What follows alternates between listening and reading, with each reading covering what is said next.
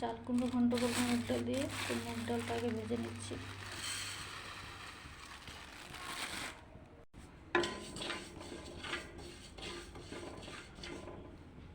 ভাজা হয়ে গেছে, এবার তুলে নেব। এবার তেলে গোটা জিরে, তেজপাতা, শুকনো লঙ্কা দিয়ে দিচ্ছি।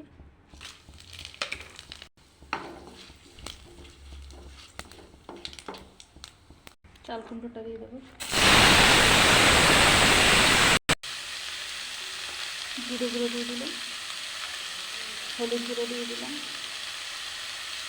নুন দিয়ে দিলাম, কাঁচা লঙ্কা দিয়ে দিলাম, ভাজা মুগ ডালটা দিয়ে দেবো।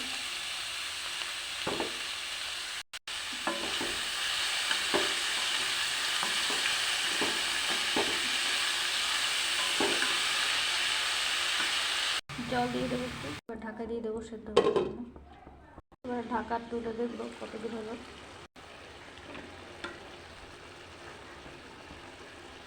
সেদ্ধ হয়ে গেছে।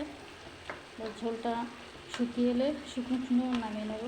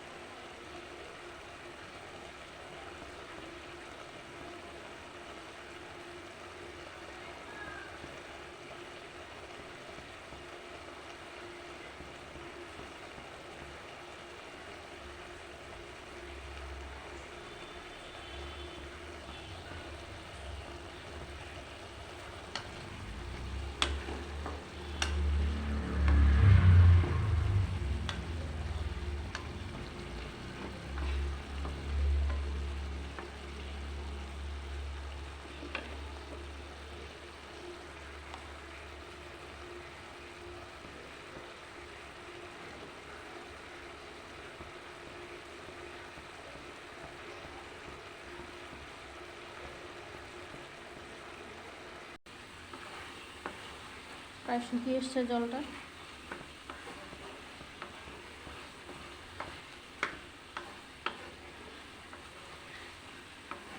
এবার নামিয়ে নেব। তো ভিডিওটা ভালো লাগলে অবশ্যই লাইক, কমেন্ট, শেয়ার করে দিও, আর আমার চ্যানেলটা সাবস্ক্রাইব করে দিও।